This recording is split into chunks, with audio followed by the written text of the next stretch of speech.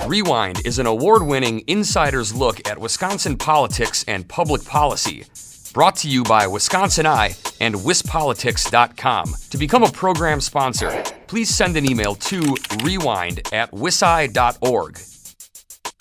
I believe united we stand, and we have common ground to find, and we're going to find it. We're not going to be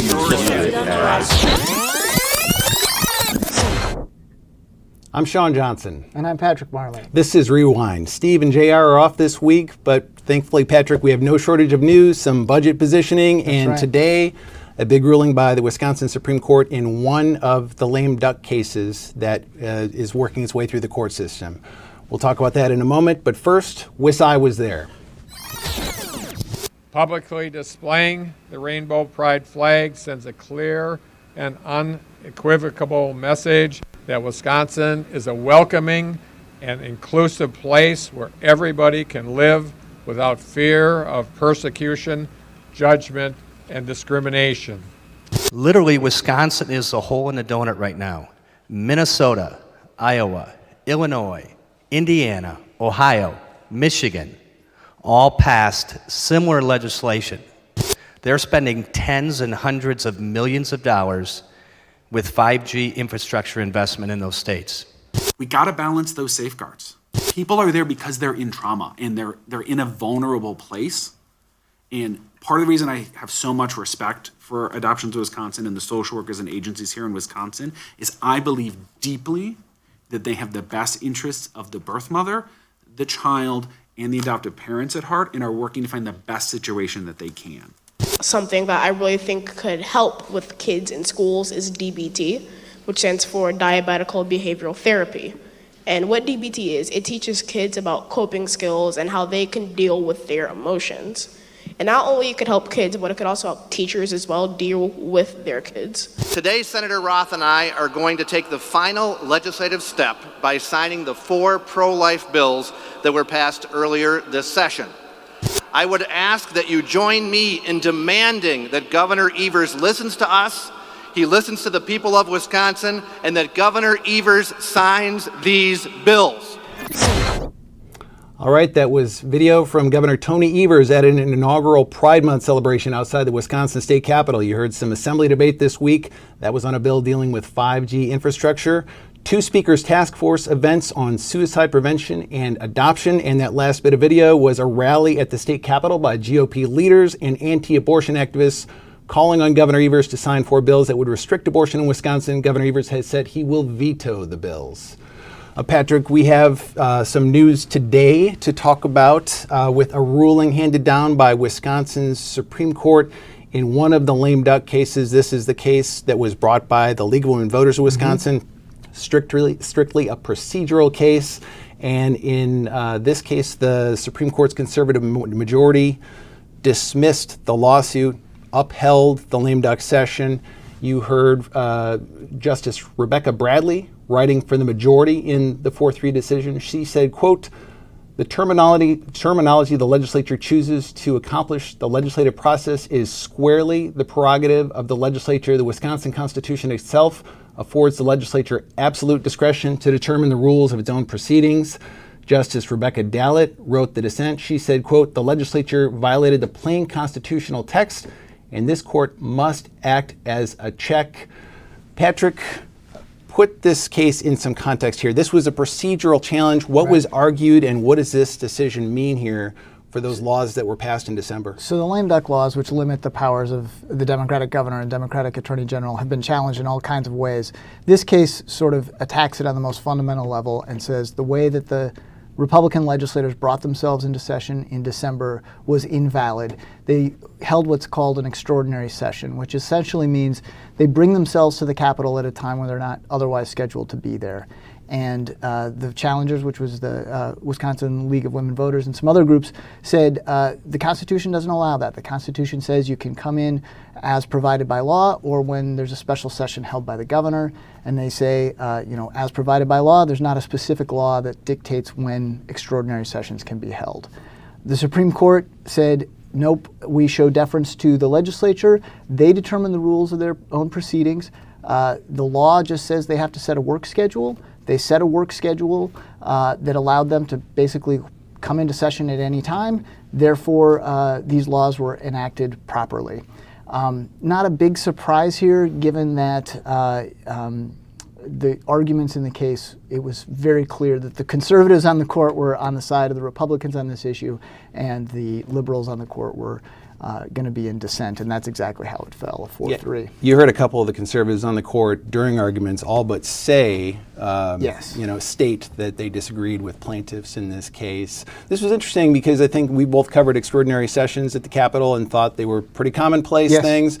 Then you start to look back, and they are a relatively recent creature in the world of Wisconsin state government, only been around for about 40 years, been a couple dozen of them. They don't go back to statehood like special sessions do, but the Supreme Court, the majority in the court, was unmoved by this idea that they are new and unconstitutional. Right. I mean, they did start in 1980, so you're right that it's like relatively new, but also, everybody in the Capitol knows about them, and they've gone unchallenged all this time. So it was a novel concept to come up with this, but the Supreme Court was not having any of it. And so, now we go to a few more cases.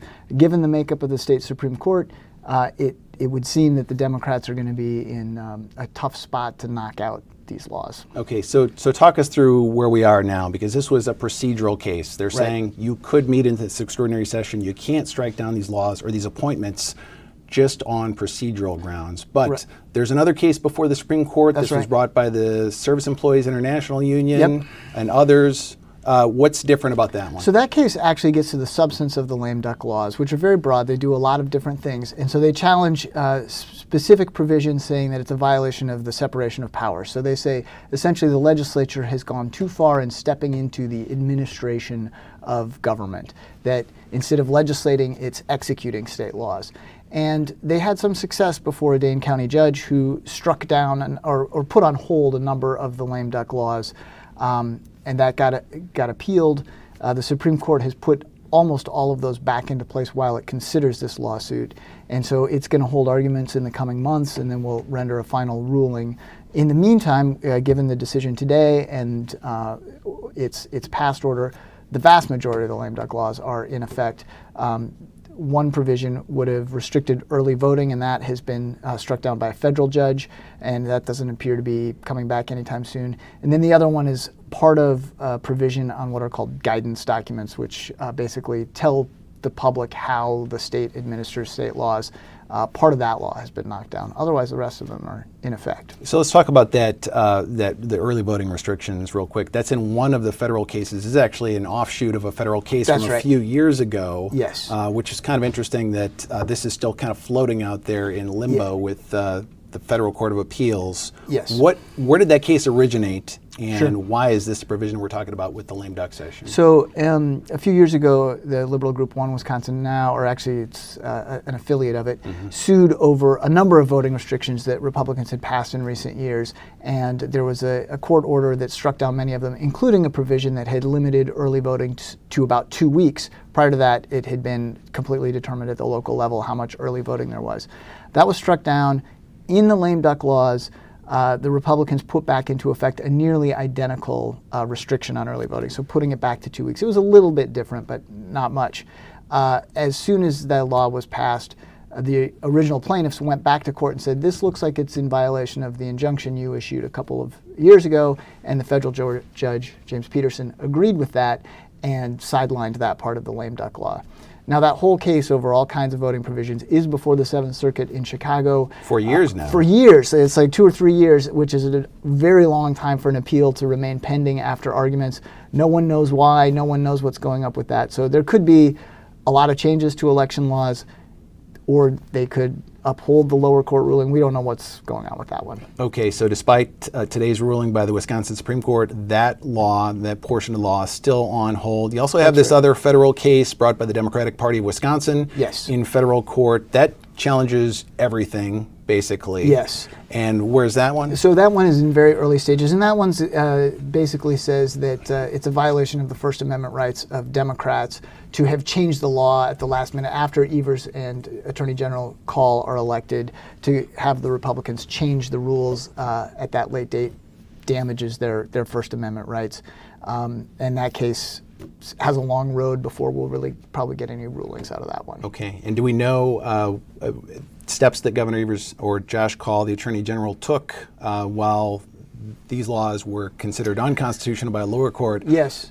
Do those stand? They pulled out of the federal lawsuit. The Obamacare lawsuit. The Obamacare lawsuit. Right. Are we still out of the Obamacare lawsuit? Yes, we're still out of the Obamacare lawsuit. So that was one thing that the lame duck laws did, is they said the Democrats couldn't get us out of cases like the Obamacare lawsuit. And when lower courts struck these down temporarily, that's what they did. They went and they got us out of the case. And the state Supreme Court has said, well, we sort of can't put that genie back in the bottle. We're not going to go try to get the state back into that case. I suppose the Republican lawmakers could go file a petition in federal court to try to get Wisconsin involved in the case again, but that appears to be They don't unlikely. seem like they're signaling that they want I'm to not do getting that. that impression They're at done all. with that. Yeah. Okay. So let's move on to the budget. There was some news this week on that. You had a couple of GOP lawmakers say that they are going to vote no on the state budget. Senators David Craig and Steve Nass say they'll vote no. Senator Steve Nass said, quote, "This is not a conservative budget by any reasonable analysis." Nass cited the property tax increase in the budget, the structural deficit, the overall spending increase, the capital budget, the increases in the vehicle registration and title fees, a new mileage-based transportation fee. Senator Dave Craig, when he announced his opposition, said, "I kind of agree with everything Steve Nass said," but he also talked about the overall spending in the budget, the stewardship program being continued. It didn't sound like there would be a very easy way to get Senator Craig to vote yes for this, given how much he thinks it spends. So what is the significance of this? We have two Republican senators who say they'll vote no. I guess, so what? Well, the so what is now they have no margin for error. The Republicans control the Senate's 19-14. You need everybody but two you can lose. So these two they've lost. So anyone else who defects sinks the budget. And so that really puts all eyes on Chris Kappenga, a Republican from Delafield, who, like Craig and Nass and Senator Dewey Strobel, had been holdouts on the last budget, even though Republicans controlled everything, and worked out a deal with then Governor Walker for some vetoes. They got some assurances on vetoes, and that got 3 of the 4 of them to vote for the budget. Got it through. This time, obviously, Tony Evers is not going to be any help to them. And so Republican leaders seem to have written off Nass and Craig, taking them at their word that they can't get them back. Strobel, of course, is on the Joint Finance Committee. In that role, he voted for the budget, the final version of the budget in committee. He was on talk radio this week and expressed a lot of reservations about the budget, but did seem to be indicating he would hold his nose and vote for it. So it looks like there's going to be some tweaks to the budget. The Republican leaders are hoping that they can make ones that are modest enough that it doesn't freak out other members of their caucus and they can get it passed and get it to Evers. It appears they're probably going to be able to do that. If they're not, though, then we have a real problem with trying to get a budget completed. So if Kappenga, let's say, were to stick together with Nass and Craig, they could hold this thing up for a while. They could hold it. I mean, you would have to have, significant changes then to bring one of those 3 back on board, or you would have to totally alter the budget to start to get Democratic votes, which they are a long way from being able to get any Democratic votes for this. So it's a key moment. It also, I think, is important to note that even if they get the votes to get it passed, it doesn't help Republicans with the base to have 2 of their members out there talking badly about the budget and saying this is not a good budget, it spends too much. That makes it troubling for somebody who might be running in a primary at some point. For instance, to be getting both from the right, and then of course Evers and the Democrats are going to be criticizing the budget from the left. It makes it harder for the Republicans to have sort of a unified message on this budget. Yeah, I mean, it did, because it didn't sound like Craig or Nass were on the fence about it. No, it sure didn't. And they would be at the top of any list if you're wondering who is going to maybe vote against this. I think you would definitely speculate them. But absolutely. I mean, Craig, despite those veto assurances, Craig voted against the last budget, and Nass, who was in the Assembly before the Senate, has a long career of voting against budgets. So it's not a real shocker that these are the 2 outliers publicly at this point. Okay, so at least according to his public comments, Governor Tony Evers hasn't given up hope yet on a bipartisan budget. He had some remarks this week to reporters about the budget. So did Assembly Speaker Robin Vos. Let's hear a little bit about what they had to say. Once I see the entire budget, then I'll make the decision on whether we veto an entire budget. My goal is to get our budget passed, and I'm hopeful that this further dialogue that they're having, they'll recognize that no, it isn't a budget that's too high. It's a budget that doesn't meet the needs of the people of Wisconsin. We believe that after listening to people, the budget that we're going to present is very representative of what our constituents want. We feel this is a reasonable compromise. It achieves his goals, but also sticks to our principles. And I think that's why in the end he should sign it. So there you heard Assembly Speaker Robin Vos, and before him, Governor Tony Evers. Vos is saying, you know, hey, let's sign this budget. This is a good budget. Governor Tony Evers definitely keeping his options open. Evers told reporters he won't make any decisions on the budget until he sees what comes out of both houses, but he did criticize the GOP plans to increase vehicle registration fees and title fees instead of raising the gas tax as the governor proposed. Vos said this week that he thinks the GOP transportation plan would cost the average motorist less than Evers' budget. And just going back to what Governor Evers has said on the budget this week, Patrick, it seems to me like a governor who is very much keeping his options open. Absolutely. He's not going to say he's going to veto it. That's right. He's saying that they have an opportunity, Republicans have an opportunity to do the right thing, support the people's budget, as he calls it over and over again. Yes. However, look how far they've come, he says. Look Yes. how much better this budget is because I proposed it. So where do you think the governor is in that mix of positions? Well, I mean, I don't think a budget, since we started this 2-year budgeting process, like in the 1930s, no governor has ever vetoed a budget in its entirety.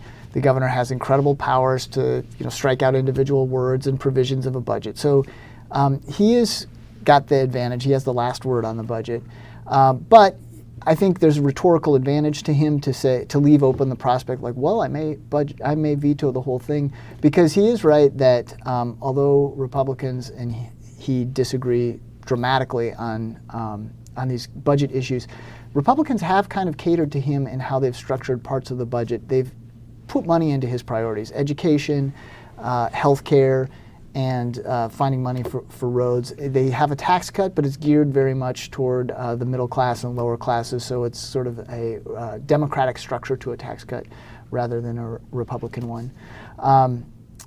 But, I think it's he wants to have the ability to hold out the prospect that he can veto the whole thing. But don't you think that would be a pretty unusual move for him to make, given what this budget looks like? I think you start with the fact that it hasn't happened since 1931, and I was surprised about that. Actually, I didn't know that going into this budget cycle, because I've heard governors threaten prospect of a veto over and over again. Governor Doyle used to do it. Governor Walker even did it with Republicans. Right. But it's never happened. So it seems like, the chances of it, just based on history, are kind of slim. And when you hear the governor talking about, look how much better this budget is than it would have been had I not been governor, he's at least giving himself the option of signing this budget that's not exactly what he wanted. Right. And again, with the mandatory veto. I mean, it's interesting because we've had such a fight over the budget for all these months, but at the end of the day, you could have him vetoing out certain provisions, then going around the state and championing it. Look at all the good things. Anything bad about it is Republicans' fault. And Republicans simultaneously going out and saying, look at the good things, those are because of us, and any bad things happened because Tony Evers either forced us to do it or vetoed out some good policy or some good spending decisions that we had made. Yeah, and at least at this point, they seem to be very happy or on the same page, a number of them anyway, on the capital budget. A $1.9 billion capital budget is, I was surprised to see that come out of the Finance Committee that way. They're on the same page almost entirely with the governor, aside from a few big projects. That's right. I was surprised too, because especially in the early stages, I think Governor Evers had $2.5 billion, and Republicans sort of turned white at that number. Like, that's way too much spending. And in fact, in the building commission had voted against every single project, saying they needed more time to review them. But they came to a number that was much closer to Evers than we might have suspected from the beginning of the process. So let's talk about a provision of the budget that's getting a lot of attention these days, this new mileage-based fee study that was added to the budget by Republicans when they passed the transportation budget out of the Joint Finance Committee. This would be a $2.5 million study. This mileage-based fee could refer to tolls, or it could refer to mileage-based vehicle registration fees. It'd be kind of up to the Department of Transportation to decide which direction to go with that.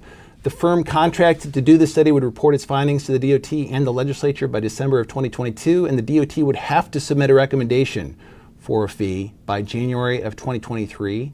The Finance Committee would be required to vote on the plan, and the plan would not go to the full legislature for a vote under the version that passed the Finance Committee. There'd be no limits on the size of the fee. The governor could veto it, but under the plan that passed the Finance Committee, the Finance Committee could override him. Yes. Patrick, where do we stand with this proposal that sounds like right more now? than just a study. Yeah. Where we stand with this right now is Speaker Voss said just the other day that they're going to change that. That is one of the provisions they're going to change, and that they're not going to leave it to just the Finance Committee to take the vote. It would be required of the full legislature. That is probably the provision that got the most scrutiny and the most concern from both Democrats and Republicans, was this idea that 16 of the state's 132 legislators could decide on a whole, not just on raising a fee, but creating a new fee, including one that some are critical of as a big brother potential element by having a device in your car that would track how many miles you drive. There was a lot of opposition to that, and that's a recognition of this. In fact, Voss says, well, this was never our intention to have just this committee do it. We wanted the full legislature to do it. Now, I think the question is that going to be enough of a change? Because there may be concerns of others about going to a mileage-based system instead of a more traditional gas tax, or even tolling, which is, although we don't have it in Wisconsin, people are familiar with it because of Illinois. The concept is not as new as this mileage-based fee notion. Right, and in the last budget, which went into September, there was a $2.5 million study that would have implemented tolling in Wisconsin. It Yes. seems, I can't help but note that this is the same dollar figure here. And that bothered some Republican senators at the time enough that they got Governor Walker to take it out. I haven't heard Governor Evers draw a line in the sand on this exactly. He's criticized it, but has he said he would veto it? I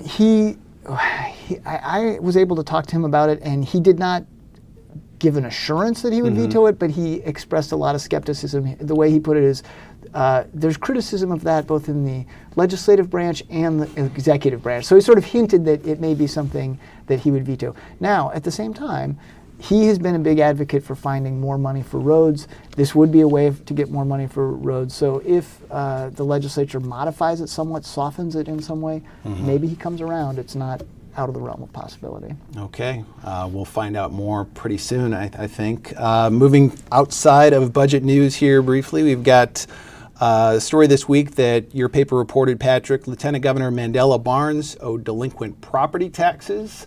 The Journal Sentinel reported last week that Barnes had failed to pay at least $2,225 in property taxes.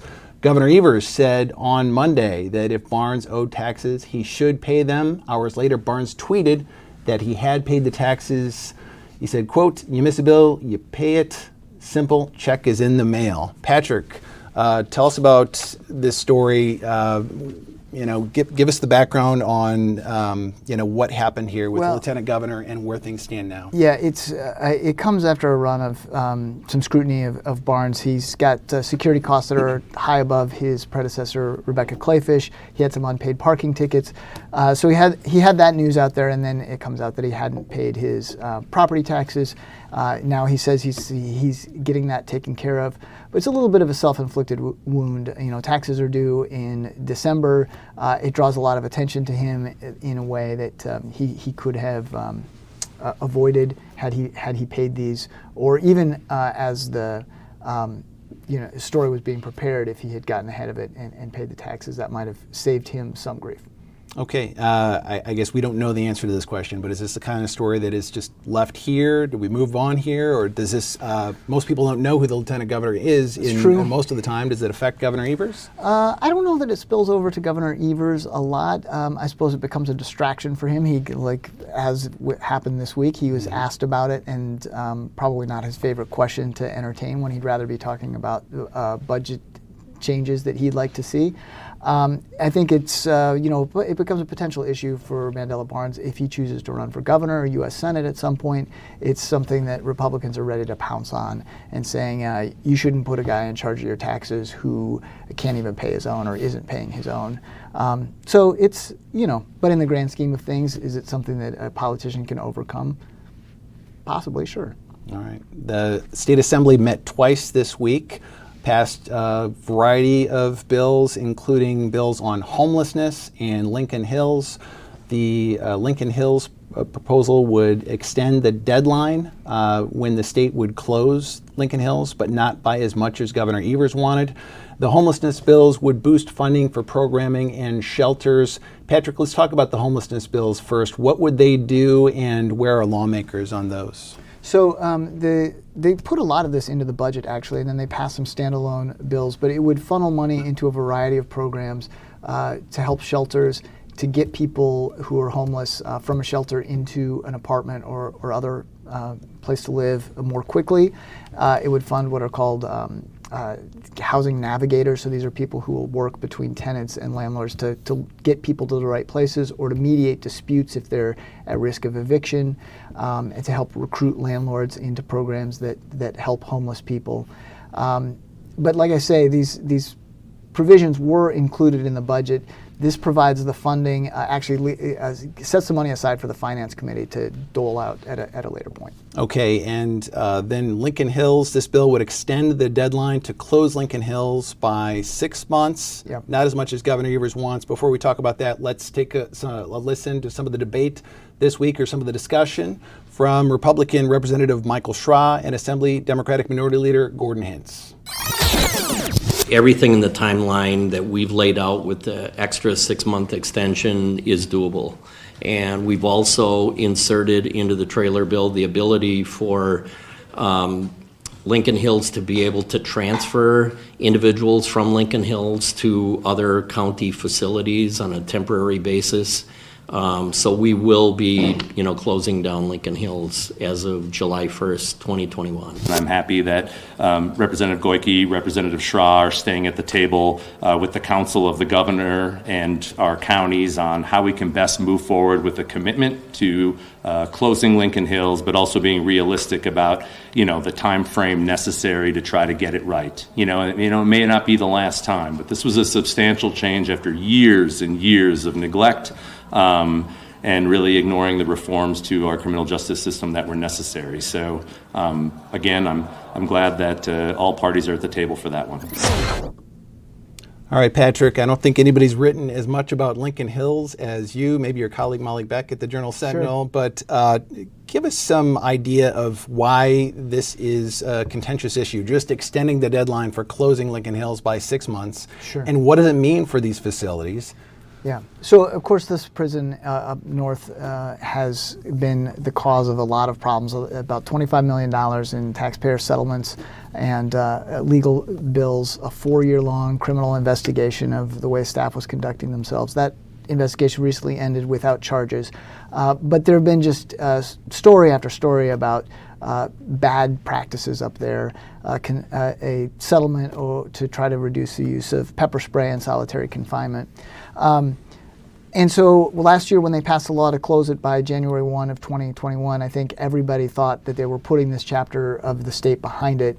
Well, it turns out closing a facility that holds 150, 200 kids and building new ones and having counties instead of state run some of them is more complicated than everybody had thought. They'd put it on a pretty aggressive time frame. Evers says he needs more time than 6 months. As you heard from Representative Schra, he says he's looked at the time frame. He thinks that urgency is very important, and he thinks that it can be done in 6 months. So this would give them until July. But problems we continue to hear about up there. They just had settlements this week for another $5 million for 3 inmates, one who had his arm broken, 2 girls who were from Iowa but had been kept here on contract. One of whom said that these girls were in solitary confinement for weeks at a time, alleged that guards rammed their heads into a wall and things like that. They each got nearly $2 million. So very significant costs and troubling reports about the facility. All right. The Assembly also took up a variety of other bills this week, including some tougher driving penalties. One would make first offenders appear in court. Another would require a mandatory prison sentence for people who kill someone while driving drunk. Not on that list is a bill that comes up pretty regularly but never goes anywhere that would make first offense OWI a crime in Wisconsin.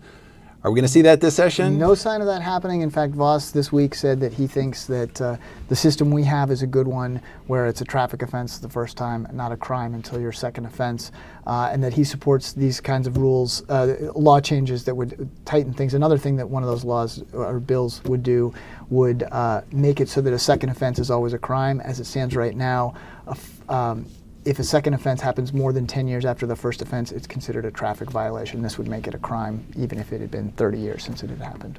All right. And there was a ceremony in the Capitol Rotunda this week to honor Justice Shirley Abrahamson. She will be leaving the court, retiring from the court at the end of July. She's been on the court for 43 years. You had a couple governors speak on behalf of Justice Abrahamson. You had former justices who had served with her give a speech in her honor. Diane Sykes, kind of noteworthy there, who's on the Seventh Circuit Court of Appeals and was on President Trump's short list of potential Supreme Court nominees. And then you had U.S. Supreme Court Justice Ruth Bader Ginsburg honor Shirley Abrahamson in a video message. Ruth Bader Ginsburg said, quote, "Among jurists I have encountered in the United States and abroad, Shirley Abrahamson is the very best." That is unequivocal praise there from a pretty well-known U.S. Supreme Court Justice for Shirley Abrahamson, Patrick. Yes. Shirley Abrahamson, of course, was the first woman on the Supreme Court, longest-serving member of the state's Supreme Court. She was long the Chief Justice until she was removed from that position when there was a constitutional amendment. She's nationally renowned. Liberals love her and her views of the court, and Republicans are going to be very glad to see her go. She'll be replaced by a conservative, and that'll increase the conservative majority on the court to 5-2. And Shirley Abrahamson, shortly after she announced last year she would not seek another term, announced a few months later that she had cancer. Yes. She stood to deliver her address here, and the Rotunda stood and cheered for her. She reminded people that she had won 4 statewide elections, yes. By the way, all above 55% of the votes. Yes. Still got a little bit of a competitive streak.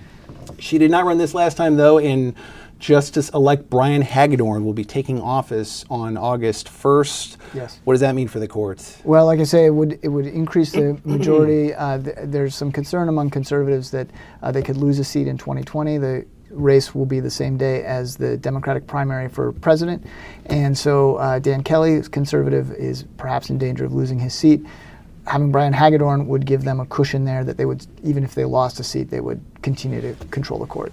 All right, that's going to do it for us today. JR and Steve will be back next week when the big news will be, I'm thinking, the Assembly debating the budget and maybe the Senate also passing the budget. We'll see. The Assembly's scheduled to take it up on Tuesday.